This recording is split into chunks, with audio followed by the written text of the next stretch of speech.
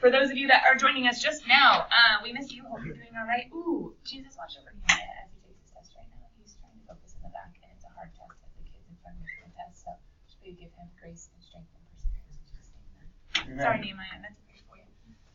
Not that I can't without verbalizing it. Kids joining us. We were just talking about logistics. We have a test next week. We're going to be reviewing like Wednesday/Thursday. Forever quiz on Wednesday. But there's a homework due tomorrow, but it's only on derivatives. I'm going to be gone. So how are you guys going to proceed to do the homework for Monday? The answer key is online. Homework number 19A. I think I had it close in the Google Classroom. We can just peek at the overview without me like clicking on stuff. In this homework, isn't there an answer key? Yeah. Okay. Why are you getting derivatives simplified? Because I know. It's not this page. This is pre-cal. Just making sure you guys had it. P.S. We did this in the back of our homework spirals at the beginning of class. It's all about the pre-cal. Wrong way, but it's okay. Increasing, decreasing. We're going to talk in just a second about how you need derivatives if you don't have a. Okay. If you don't have a graph. And you still need to answer the question of where's a function increasing or decreasing. We need to think about derivatives. So, as I've been saying all chapter, get those derivatives simplified. To get them simplified, well, you have to find them first. So, this homework due tomorrow is find them, simplify them, check them, and see if you can get their same answer. Why? Because for the homework Monday, then hopefully all you have to do is use these derivatives, not actually find them and simplify them and use them. I'm trying to break up the work. Does that make sense? Okay, but there are two different submissions, there are two different assignments because I am that solid or I am that persistent about just find the derivatives first while you're learning the concepts in class. So tomorrow you're going to have a video. I think we're pretty much, we're like a week behind actually, but as far as day-wise, splitting up, I think you'll be able to pretty much just pop into where we were last year for a video from me. So you should be able to finish the section, the concepts at least in the practice problems. And then you should be more, maybe not more than enough prepared, but you'll at least be prepared to finish that homework for Monday. Sound good? Okay, then Monday night, right before midnight, bonus calculus sweatshirt idea, bonus homework assignment. Hey, we don't get those very often. Check it out. It'll be fun. And then Kathleen and any other volunteer or volunteered designers have ideas to go off of. All right. Boop, boop. We are family. Okay. We are talking about pre-cal for just like 2 seconds. We have a graph, and I made it go on forever. It was actually kind of fun yesterday on, was it Insta? I think it was Insta. There's an alumni from 10 years away. I think she's teaching right now. I think she's teaching in Korea. And she's coaching or she's playing badminton too. But anyway, I don't know. She's teaching at some school. But she had this whole like, to infinity and beyond with like a really cool cityscape behind her. And I was like, oh, get my little BC kid. Doing great things. But anyway, to infinity and beyond, we did have the arrows keep going, just, I don't know, just because. But we do have some definite separation points. Kiddos, as you were making your intervals, before we even talk about the answers, can we review in pre-cal what an interval is? What an interval is? Parentheses, brackets, yes, I get it, with a comma, but what comes before the comma and what comes after the comma? For an ordered pair, yes. For a single point, identifying where its location is horizontal, vertical coordinates, yes. But for an interval, x and x, okay, so what does that mean? It's an x to an x. Domain-ish. And how did we describe domain-ish? It's okay, I got you. How did we describe domain-ish? How did we describe domain-ish? How far? Doesn't an interval say how far left to how far right for something? Now that's a boring cubic function. It's not very exciting. How far left, how far right does this function go? Well, in negative infinity to infinity. What's his range answer? Hi, hello. Ooh, really? That's a thing? But domain answers. So when we're talking about intervals, isn't the left x the how far left, right? So the left boundary, and then the right x is the right boundary. True? Now, for increasing and decreasing, we are almost always going to put parentheses. I will try to show you a closed bracket when we would use a closed bracket at some point today, but for right now, for this graph, all of them are going to be open parentheses because each of the possible values that we're going to talk about in 1 second as to which ones you use to break it up, what kind of things were happening at the x's that you used as the boundaries for your intervals. All of these ones would include open intervals because they are separating an increasing from a decreasing portion or a decreasing from an increasing portion. Or it's just you can never get there like infinity or negative infinity, so we have to put a parenthesis. So intervals, how far left to how far right, we're talking about x intervals. These are x values, right? Like a domain, a range of x's. Awkward, but true. So, what are pretty important x's to know to even form your intervals for increasing or decreasing? What's an important x value that you guys have to think about over here? What's a number that's in any of your intervals? Just give me one. Wait, look at your intervals. Look at your intervals. You wrote them down, right? Give me a number that's there. 4. Ah! Okay, what was going on at 4? Nope. Nope. What's going on at 4? Why did Adam use a 4? Did anybody else use a 4 in their interval? You should have. It's a point. Okay, but what kind of point? Where two things meet. Sure, let's call them branches. Where two branches meet. And what kind of meeting is it? Smooth or sharp? Sharp. Nice. Why am I saying that? What's going on at sharp points? The derivative does not exist. Isn't that a critical number? Oh, yeah. So, there's a critical number at 4, and you guys just naturally use it and would have used it in pre-calculus because it is a separation between two different branches that are behaving two different ways. What's another important x? 5. Yes. Why? Because it's kind of curving. Yeah, no, technically it's a smooth turn. It looks almost sharp. I mean, it's a really sharp smooth turn. But, and it's also, isn't it a separation between two branches? Is where two branches meet, right? We can use that word branch. Where two branches meet. And since it's a smooth turn, a very sharp smooth turn, but since it's a smooth turn, what kind of value does the derivative have? 0. And that's a critical number too. Ah, what else do you guys use in your intervals? 6. Good. What was going on at 6? Sharp. And once again, separation between two branches. Right? What other? 1. What was going on at 1? Oh! Critical number. Critical number. Or DNEs, zeros, DNEs. I think that's pretty sharp. No. What kind of DNE? The derivative? Okay. The one is not continuous. Function is not continuous. And even more specifically, the limit does not exist, but even more specifically, what's the very first condition that has to be true for continuity before even limits? Is that defined? Nope, that's the limit. Is it defined? It has to be defined. It's a vertical asymptote, guys. Isn't this a domain problem of the function? So, when you were over here, let's see how you guys did when you were actually answering. And keep going in green because it's pre-count. Increasing, going up. Hopefully you guys got the interval x is within. Now, you might not have known to keep it open. Keep it open. You had 4 to 5. If you want to be super snazzy, you could use the union symbol. Or you could put a comma, or you could maybe use the word and, but that's a little actually intersection illegal. But so we have this interval, comma, as well as, or the union symbol. 6 to infinity, right? Yeah. You got both of those. Excellent job. If you didn't know they were open, that's okay. Just make them open now. Decreasing, hopefully you guys got from negative infinity all the way up to 1. Ooh, did you split it at 1? Because you had to, because the function can't exist at 1, so it can't be decreasing at 1, so I have to avoid 1.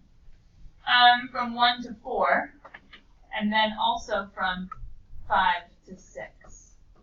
Whew. Okay. So, what splits up or separates increasing and decreasing intervals? numbers, and domain restrictions. Whoa. We already know what critical numbers are because they're zeros and DNEs, which need the derivative and need the derivative simplified. Oh, that's my homework due tomorrow is derivative simplified. There we go. Now, you had a graph here. But remember when we looked at homework yesterday, there's like graphs for 8 problems and then there's like functions for 50. So, okay, I'm just making up a number, but it was a lot. So, is graphs and being able to read graphs, is that a good skill? Yeah. And are we going to be answering questions like where is the function increasing or decreasing the same way with intervals from pre-calc? Yeah. Yeah. But we have to take away the graph and say, do we still know what to do? Okay. And those of you that are like, I'm just going to use my calculator. Bam. So, put it back. Give me that. Let's get a forever card. 23. Yep. I think we'll get over halfway before Christmas break. Okay, 23. Although somehow I have to combine 2 cards because right now we're on the course for 51. That's not good. Good. Not good. We'll figure it out. There's a wormy and a baby wormy. Oh, nice. And now we're getting like elements and puzzles. Okay. Increasing, decreasing tests for functions. You guys wrote down yesterday the pre-calculus description. Increasing. Oh, so a future y value is higher than the previous y value because the y values have gone up. Okay. The pre-cal description for decreasing. The y values are lower than the previous y values. Okay, yeah, it's going down. But in calculus, or with calculus, we can say, okay, more specifically, the function is increasing. If a quantity is increasing, then its derivative, its rate, is positive. However, do you guys know how not everything is named f in calculus? You know that? Yeah. Everything h, g, Joe. x or y. Well, that's awkward. Or v or u. So, can I generalize this just a little bit? Yeah. Can I say that any quantity will be increasing? Can I just do INC? I can abbreviate, right? Yeah. You guys are going to try. If that quantity's derivative is positive. Now, greater than 0, yes, we should know that means positive, but some of us, to be honest, that idea still is not attached yet. So I put literally a little positive sign. If box prime is positive, then box is increasing, whoever box is. Oh, so if the area is increasing, the area prime is positive? Yep. Ooh. Oh, related rates, it's all coming back. Anyway, so if volume is increasing, then volume prime is, yep. If acceleration, which is the second derivative of position, is increasing, then acceleration prime, which is the third derivative of position, is positive? Yes. If anything is increasing, its derivative, whatever it is positive there. So then similarly, what can I say here? If, yes, f is decreasing, but if any quantity is decreasing, I can abbreviate. What does that mean about his derivative?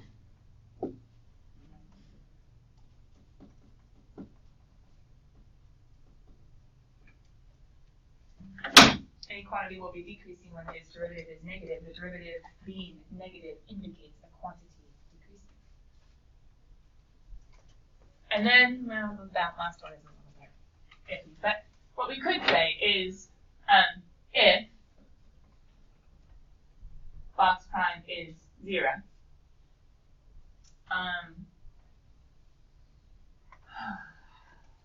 in some ways, some people will be like, f is constant. But it's only constant, a quantity is only constant if the derivative is 0 for an interval or for an actual extension of time. If it's just a momentary second in time, and it's actually way less than a second, a momentary point in time. A point has absolutely no depth, and so the reason why if I throw this up and then it comes right back down, hey, it stopped! No, it didn't, it kept moving. No, it stopped! No, it didn't. It kept moving, but it stopped because it had positive velocity. It had negative velocity. What has to happen in between by IDT? A momentary 0. Now, was the 0 in the movement? Technically, no. 0 was in the vertical velocity. So here, let me do it better this way. Ready? Let's try to do it straight up, straight down, the kind of motion we can do in CalcAB. You see it stop? No. Why? It was so fast you didn't see it. But did it have to go from positive to negative? Did it have to hit a 0 at the very top of this motion? Yeah. Anyway, we don't say that it was constant up there because it didn't like stay. Does that make sense? It does have a derivative. That was 0 at the very tip, but it was for such a sliver of time that we don't say it stopped. So it gets a little tricky when the derivative is 0, but it's only at one point. It's not for an interval. So I just say it's neither, or we can say if box prime is 0, can't we say then box has a critical number? I mean, it's a horizontal tangent, right? The derivative is 0. It's a critical number. Well, as long as f exists. Okay, now it gets tricky. So maybe it's better just to say neither. That's all right. So we have this whole idea of what does it take for something to be increasing? His derivative has to be positive. Decreasing, his derivative has to be negative. Constant, 0 on an interval, but we'll just leave that alone. The main point of this card is, oh, the increasing or decreasing test. The increasing or decreasing test.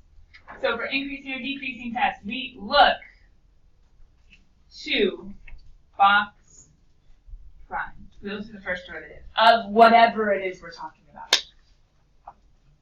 We're trying to look for increasing or decreasing of box. We look to box prime. We look to the first derivative of whatever quantity we're talking about. That note is really helpful, and I'm sure it's super important. I have no clue what it is. Can we just take a pause on that? I'll get back to the note whenever I realize what it was supposed to be. It has something to do with differentiability. Probably something to do about the continuity of the original function. Probably something to do about f existing. But I don't want to like give you something random that's not actually going to be on the forever card. So we'll fill it in later, okay? Let's go ahead and two vocab things real quick. Strictly monotonic, you saw it last year. Especially when talking about exponential and logarithmic graphs, because exponentials only swoop increasing, or swoop decreasing. They only do one thing. Strictly monotonic, completely increasing or completely decreasing. Is a parabola strictly monotonic? Yeah. What? No. No, because it goes down and then goes up, or it goes up and then it goes down. It changes at its vertex. No. Oh, and its vertex is a critical number. Maybe there's an easier way than finding a vertex where you don't have to complete the square or use the h equals negative b all over 2a shortcut trick. You can just find a derivative and z equals to 0. What? So how was I finding all the vertices last year? Both asked in my head. Calculus to the derivative z equals to 0. They were quadratics. How easy is that? That's so evil.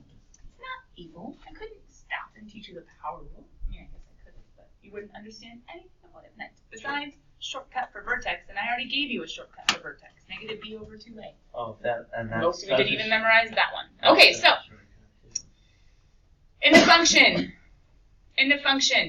if something is monotonic, his derivative can only be positive or only be negative. Now, this might not seem like a big deal, but if you ever had a strictly monotonic function and you went looking for where it switched, it might be kind of complicated if it never does. Does that kind of make sense? So if you can tell that a function is strictly monotonic, it's only doing one thing. All you have to do is say, hey, is your derivative positive, or hey, is your derivative negative? And whichever one it is, sweet. It stays that way the whole time. I can stop looking. So it's kind of snazzy if you can notice a strictly monotonic function. The derivative can only either be positive or negative. We'll look at examples. Hopefully we'll see enough that you guys can see, get a feel for when something is strictly monotonic. But wait a minute, hold on. A second ago, we were just splitting up a really weird function, and we said that increasing, decreasing intervals will be split up at what kind of points again? Critical numbers, which could be sharp points or smooth turns, and domain restrictions, or places where, yeah, the function is discontinuous. So therefore, if a function has no domain restrictions and has no critical numbers, oh, maybe that means it's strictly monotonic, so I don't have to worry about it because it can't split up anywhere.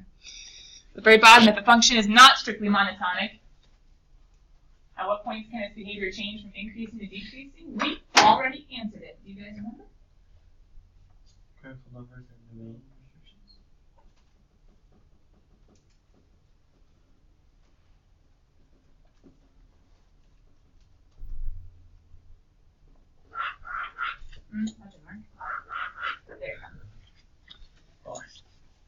right. Hey, wait a minute. For critical numbers, didn't we always have to start by asking where the function existed anyway? Because if it didn't exist, then the critical number was illegal there?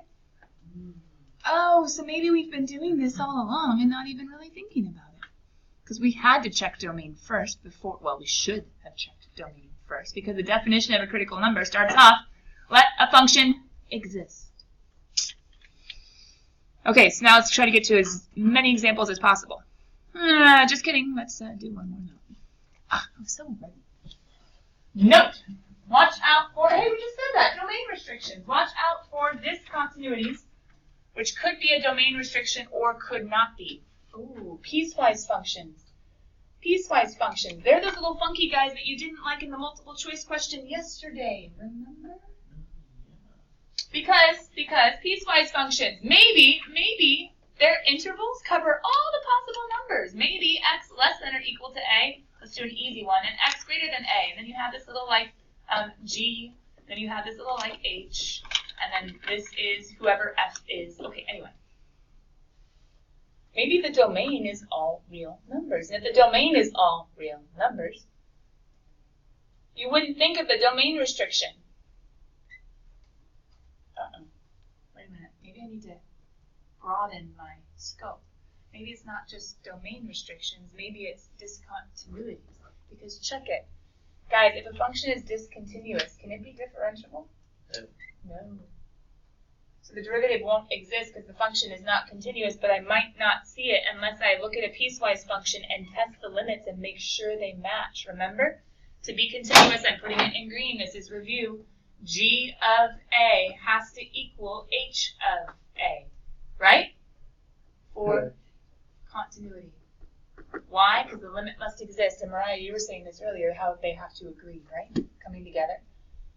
We just weren't talking about piecewise back then. So, in order for this function to be continuous, remember the first piece at A has to equal the second piece at A. It's not about domain, it's about meeting.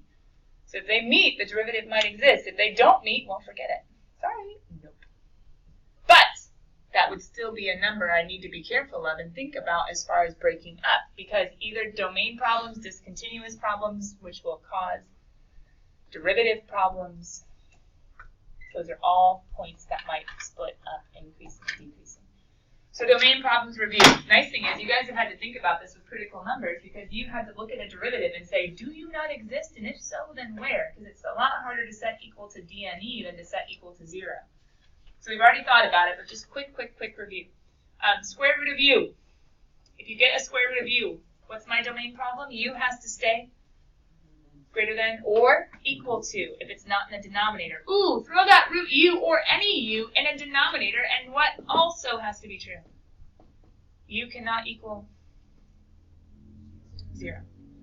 So if you threw the square root, you could also not be 0, but any u in the denominator can't be 0.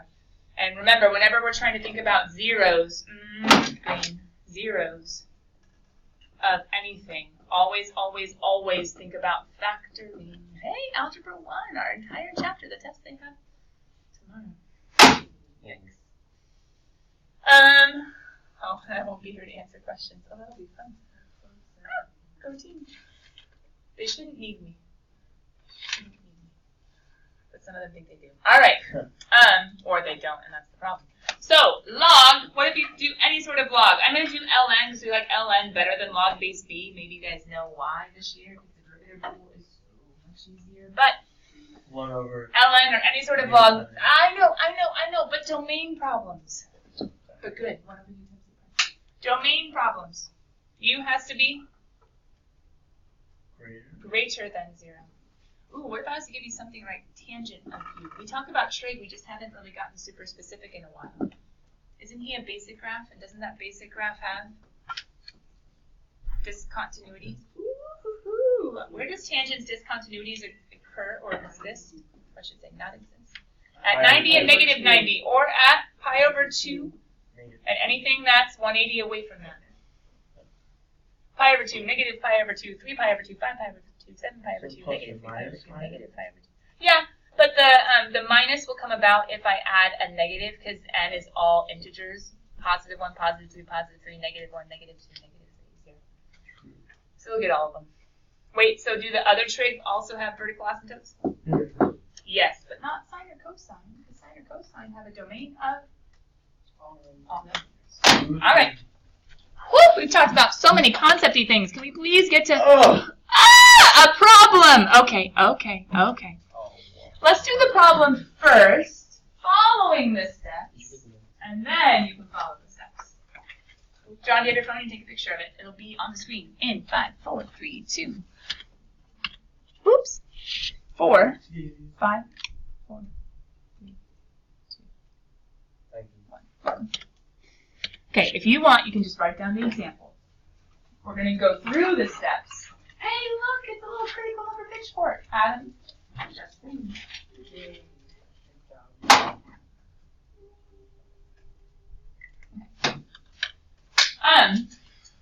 He doesn't like it being a pitchfork with like the middle tongue. Which, I mean, technically, we are setting the whole thing equal to, or DNE, I can't do that. Oh well, E for effort. We need, we already did that one. We need to take this function, homework, graphs, stop. I can't use my calculator. They're not all parabolas. Okay. What if we're given some random function and they're saying, where is it increasing or where is it decreasing? Exactly. What comes right before that? Because if we're trying to do critical numbers, yes, we need the derivative, but then isn't the other one domain restrictions? Yes. And what can we consider before taking a derivative? Domain restrictions. So let's start with what we already have. We have f. And what does this tell us? Green pen, review. Well, critical numbers are review, but they're calculus. Maybe make it blue. Pre-cal, review. What do I know about domain? X cannot equal 1. X minus 1 can't be 0, so X can't equal 1. So is 1 going to be a possible interval separator when I have my intervals at the very end? Yes, definitely. Like the vertical, it's a vertical asymptote, like the vertical asymptote we just saw in the graph. How do I know it's a vertical asymptote? It's a number over 0. I cannot reduce away, and if you do, you're killing kittens. Oh, I'm glad you said that. Anyway. Okay, so, now I need to go finding my derivative. And guys, could each of these derivatives take time? Yes. Oh, but we have homework number 19A. Okay, so is it my job to teach you how to derive right now? No. So what am I going to do real fast? You're going to do the Bottom D top minus top D bottom, right? Yep. Okay, so bottom D top is going to be x minus 1 times 1, and then minus top D bottom, which is going to be an x, so x minus 1 minus x. Hey, it's going to be negative 1 all over x minus 1 squared. Boop. You double check me if you really want. Bottom D top, x minus 1 minus top D bottom minus x. The x's cancel. I have a negative 1 all over bottom squared. Yep, that's right. Okay. So, should you do mental math derivatives? Never, but I'm doing it right now. Just to go quickly. What's the purpose of finding the derivative? So first, consider domain discontinuity. We're doing the first derivative in order to think of crits, right? Crits. It's a fraction. I like those. I get to do my little pitchfork. I don't have to do that. Okay, it just doesn't flow as nice. I'm not sure if I like that. Well, check it, because then I used to just go up and then down, but now I have to like go out and then back and then up. Anyway, can the top equal 0? No. So are there any horizontal tangents? No. No, it's impossible. Negative 1 can't be 0. But can the bottom equal 0? Yep. So are there vertical tangent lines or DNEs of the derivative? Yes, at x equals. Of course the derivative doesn't exist, because what else doesn't exist at 1? The function is a vertical asymptote. Can you have a slope at a vertical asymptote? No, but it's a different kind of DNE. Is that a sharp point? Is that a critical number? Because the very first part of the definition of critical numbers is let a function exist. So, guess what? How many crits does this guy have? None. None. Okay, so who are the guys I'm about to use? About to use, step number 3. Sign chart. Oh, it's something I showed you in pre-cal and you're like, what's the point? Sign chart or number line. Mark intervals with domain problems and critical numbers. Domain/continuity problems and critical numbers. Okay, mark intervals. I like thinking in a number line even if you don't end up using a number line. So what I mean by number line is, okay, what's the domain of this guy? All real numbers, hey, negative infinity to infinity, except for 1, right? All real numbers except for 1. Technically, if you want to, you could show the domain as all of those guys and all of those guys. Is this the graph of that? This is just the domain, Of course. right? This is just the domain. Now, here's Dealio. With the number line, you could actually use the number line if you don't put that weird little awkward graph with a hole. You could actually use the number line to do what I'm about to show you in a table, but here's something I need you to be careful of. Can x equal 1? No, it's a vertical asymptote. Wait, that's not even calculus. Isn't that technically pre-cal, right? I'm going to do it in green. So that 1, I'm going to mark for myself, because I might forget. That's a vertical asymptote, right? And if you want, you can even do a little like, just to remind you. Now, this separation, if this is the only number, 1, if that's the only x value in my graph that could possibly split up increasing and decreasing, then technically what I'm considering is I'm considering negative, that's awkward, negative infinity to 1 and 1 to infinity. Those are the intervals that I'm considering.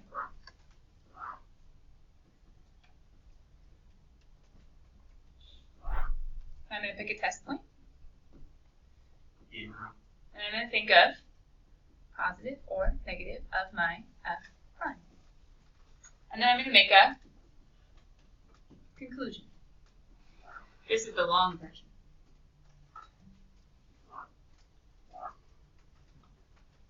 And for some of you, just some of you, you might go back to pre-cal notes, section 2.7, and look at how we did solving rational inequalities last year, and it would have looked very similar. Because we used a number line. We had that number line split into intervals, and we tested points for true or false with a certain beginning interval, or beginning equation inequality. And we were plugging in what we called key numbers. Oh, yeah. Super random, but kind of cool when you see things come together. If you take a chance to go look, section 2.7 last year, solving rational inequalities. Anyway, but how do we do the calculus that we're supposed to do? Well, guys, here's the point. If 1 is the only possible separator, then all we need to do is say, okay, whatever's going on this side is going on for the entire side. Whatever's going on this side is going on for the entire side. It's the only place where it can change. So all I need to do is pick whatever number I like to the left of 1 to plug into the original equation and say, no, I don't care about the original equation. What do I care about? The positive or negative of the derivative. So I need to go ahead and pick a nice number on this side, pick a nice number on that side, or you can pick a gross one, but who wants to do a gross one? 0. To plug into the derivative. So what's something on the left that's easy? I agree, Kyle. 0 sounds great because he's easy to plug in. Who's someone easy on that side? 100. Maybe not. 2. I don't care. 5, 10, whatever you want. So sure. 2. We'll pick 2. But anything on that side, anything on this side. This is the only separator. I just need to say, hey, derivatives, what you doing here? And derivatives, what you doing here? And the only time that they can switch signs, IVT, if you think about it, is at this little separator. So, plugging in 0 to the derivative, I need to know the derivative sign. Well, hold on, plug it in, plug it in. 0 minus 1 is negative 1 squared is a positive, and a negative divided by a positive is a Negative. Hey, guess what the function's doing? If you want to, you could just do a little like, hey, it's going down. Going down. How's it going down? I don't know. We haven't talked about curvature yet and concavity, but somehow it's going down. P.S. You should go look at the title of section 3.4 and which derivative it looks at. Okay. Plugging in 2. 2 minus 1 is 1. But squared is a positive, and a negative over a positive is a Negative. Oh, bummer. I thought it was going to change. Doesn't always. means this is strictly monotonic? Well, kind of, but it has a vertical asymptote in between. But yeah, still negative, so still decreasing, so still going down. Wait a minute, so how on earth are you going to answer the question, where is this function increasing or decreasing? Well, it's only decreasing. And it's decreasing on x's within. Wait a minute, guys, didn't we just talk about it's decreasing everywhere? Why am I writing this separately? Because there's an asymptote. There's an asymptote at 1. I can't include 1. Hey, it's kind of like that graph we just looked at, in the sense of it was going down and then an asymptote and then still going down, but I had to write them separately. Just a few of you really liked that thing I said a second ago about, hey, you could use the number line to avoid the chart. So how do you use the number line to avoid the chart? Couldn't you put a little like f prime, positive, negative, and then f increasing, decreasing? And then be like, hey, 0. Do the exact same work, but not have to write it all out. And say, what's something here? I don't know, 0. 0 is a negative. Oh, sweet, that means 2, 10, 5, 100. I don't care, plug it in. Still negative. Oh, hey, this interval, negative infinity to 1, that's decreasing. This interval, 1 to infinity, that's decreasing. Dun, dun, dun, dun, dun, dun. This one labels it all nice and pretty. This one does the same idea. You're just going to say, like, hey, what is something? Mental math, plug in, negative, hey, going down. And then going down. Now, the number line is a little bit rough because some of you are like, oh, you're starting to graph. No, I'm not, because maybe it's going down up here, or maybe it's going down, like, up here. This isn't showing where it is. It's just like a number line of x's thinking about these intervals. True or false, yes or no, what are the signs of the derivative? But, okay, let's check it. Did we make a sign chart for a number line? Did we mark the intervals with whatever special numbers we're supposed to, aka the key numbers, aka critical numbers, discontinuities, domain points? Did we check the signs of the derivative and then figure out what the function is doing? Yes. We have not talked about curvature. We don't know how exactly it's doing it. We just know it's going down. Because if we look at this example graph from a second ago, or maybe a few minutes ago, it could be going down in a concave down way. It could be going down in a concave up way. It could be going down in a concave down way. There are different ways of going down. We haven't talked about curvature. We just know it's going down. But what's the title of the section? Increasing, decreasing. Did we figure out where it's increasing, decreasing? Why, yes, indeed we did. So let's go do another example. If you guys want to write the steps, go for it. Nah. So what about this guy?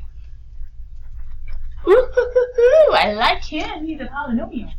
It's nom. Because, why do I like him? Pretty cool. What can I say about his domain? It's all about So do I have any discontinuity domain problems to think about in my intervals? No. Oh, sweet. What do I need to think about next? First derivative is my sound. I'm so sorry. If I take a derivative, what do I get? 3, Ah! 4x cubed. Well, we tried. Okay. I need a pitchfork. No, you don't. There are no DMEs of a polynomial, but are there zeros? Yes. So when we factor z equal to 0, how many critical numbers do we find? 3. X plus root 5 and x minus root 5. So when I go to make a sign chart or think about this on a number line to help me visualize my intervals, do you guys get that? I would need to mark them in order. And I would need to ponder what's going on with the signs of f prime to tell me about f's increasing / decreasing. I'm going to pick negative 100 because I know that's to the left. I mean, I could have picked, I don't know, like negative 3 because square root of 9 is lower. But if I pick negative 100 and I plug in negative 100, that's a negative, so that's a way bigger. Positive, negative times a positive. If I plug in negative 1, that's going to be a negative times a negative. If I plug in 1, that's going to be a positive times a negative. Ooh, this one does all kinds of switching. And then if I plug in something like 100, that's a positive and a positive. Would you guys have been able to figure out your intervals as you guys write this down? Or you just check it as you're walking out the door? What is your job for tomorrow? Doing all these sign charts? Nope, just finding derivatives. We'll get to final parts of the content tomorrow, and then you'll be able to do homework. Wait, so Sound good? homework is just to write this. I've given you the specific problems that you need to find derivatives for and simplify because critical numbers. Is that cool? Go ahead, Adam. I'm just going to finish writing the answers. So is it only close bracket? Yes, an endpoint where the slope is a positive or is a negative, because otherwise it's a separator that can't go in one category or the other. Got it. Don't worry, the rest of you guys, we'll talk about it as we see AP problems. Bye, guys. You can leave whenever. I'm just writing answers. You can leave whenever. I'm just writing answers.